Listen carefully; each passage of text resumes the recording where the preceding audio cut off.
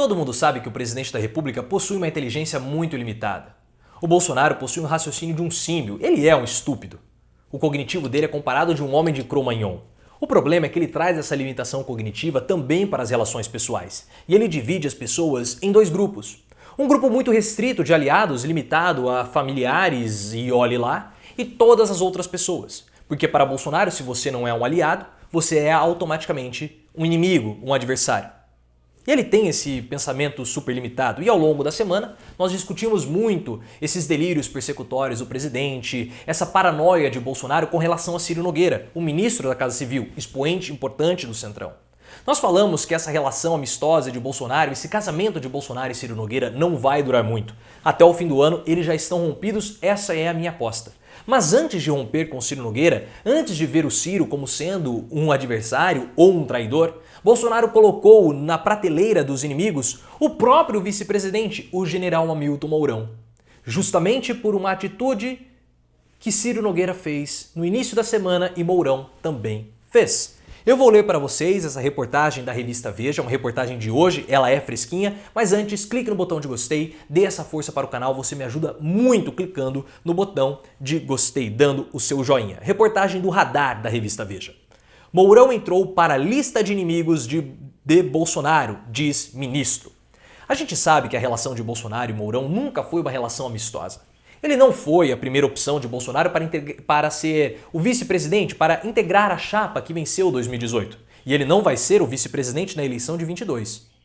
O primeiro foi o Magno Malta, mas ele desistiu. Depois veio Janaína Pascoal, que foi vetada pelo Olavo. O príncipe Luiz Felipe de Orleans e Bragança, mas teve aquele negócio da sauna do príncipe, homens nus, tomando banho juntos, e aí ele foi podado. E aos 47 do segundo tempo, apareceu Mourão. Sem Mourão não haveria nem chapa. E por isso que o Bolsonaro teve que engolir o general Mourão com toda aquela tinta no cabelo a seco.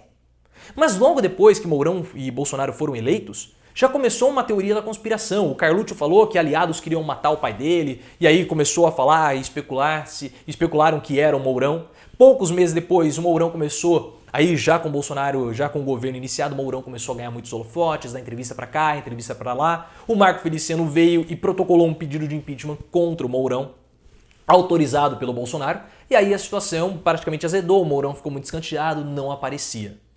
Agora, recentemente, o Mourão foi se encontrar com ministros do STF. A mesma coisa que o Ciro Nogueira fez no início da semana, no fim da semana passada, início dessa semana. E nós temos que lembrar que na segunda-feira, naquele treinamento militar em Formosa, o Bolsonaro e o Ciro Nogueira estiveram e o presidente indagou o ministro da Casa Civil perguntando o que você foi fazer lá no STF.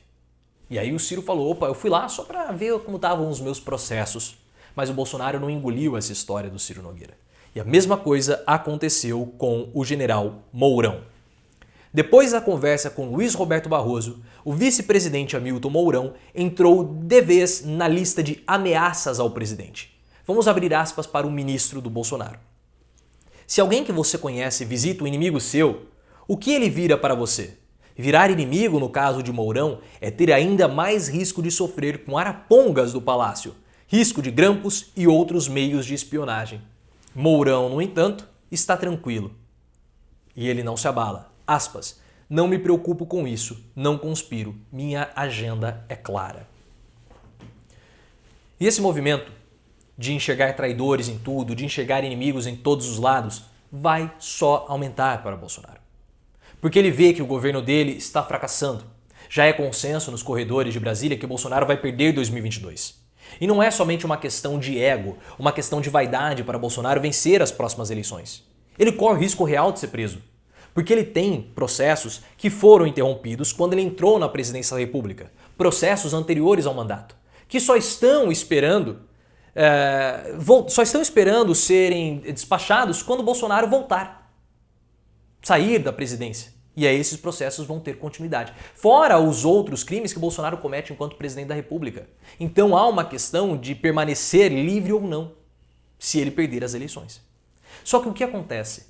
Como o Bolsonaro ele percebe que ele não decola nas pesquisas e ele pode perder inclusive no primeiro turno, ele sabe que pode ficar difícil para ele a situação com os seus aliados. Porque cá entre nós, o presidente tem consciência de que ele é uma figura desagradável. Você olha para o Bolsonaro e você tem ânsia de vômito. Ele causa um asco grande, ele tem aquela cara encebada, aquele cabelo cheio de caspa, halitose, aquela dentadura que fica balançando. Ninguém quer ficar perto do Bolsonaro. As pessoas só ficam perto do Bolsonaro porque ele tem o cargo, porque ele tem a caneta. E ele sabe disso, ele sabe que ele é asqueroso, que ele é desagradável e que as pessoas só estão com ele por interesse. Só que o que acontece? Quando ele vê que as pesquisas ele não decola, quando ele vê que ele vai perder no primeiro turno, ele já começa a achar que existe conspiração ali dentro do Palácio do Planalto, de aliados dele. Opa, vão me trair.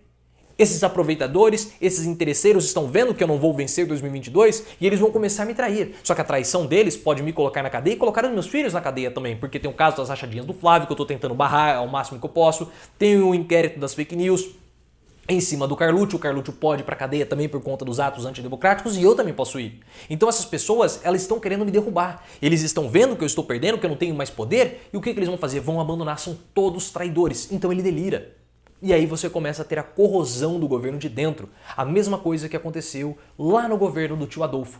Quando o governo do tio Adolfo estava degringolando, ele olhava para todo mundo, inclusive para o espelho, e via inimigos. Todos eram inimigos, todos eram adversários, todos eram traidores. A mesma coisa Bolsonaro enxerga aqui. E essa é a derrocada do fátio. Porque o que é o fátio? O fátio é como se fosse uma machadinha, composta por vários gravetos. E esses gravetos isolados eles são muito finos, mas enrolados juntos eles são fortes, eles não quebram. Só que para que o fátio continue, ele precisa ter a unidade. Quando você começa a ter dissuasões, traições, o fátio se perde, o fátio se quebra. E é isso que nós estamos vendo com o governo Bolsonaro. Um governo em que todos são traidores, todos são inimigos, inclusive o vice-presidente da República. Aconteceu com o Mourão, vai acontecer também com o Ciro Nogueira. E quando o Bolsonaro observar, quando o Bolsonaro se der conta, ele vai estar tão isolado, mas tão isolado, que precisará ir para uma solitária na cadeia. Porque ele vai estar tão maluco, ele vai estar tão delirante, como ele já está tão paranoico, que ele não vai mais conseguir ficar em sociedade. Se bem que nem hoje ele consegue. Ah, e tem um problema da família dele.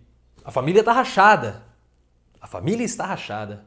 Então são mais problemas para Bolsonaro, para ele resolver, porque tem o interesse da ex-esposa, o quarto filho também pode traí-lo. Bolsonaro está cada vez mais precisando ser preso. Se você gostou, clique no botão de gostei, ative as notificações, me siga no Instagram, canal Profiléu, e também no Twitter, @profileoficial.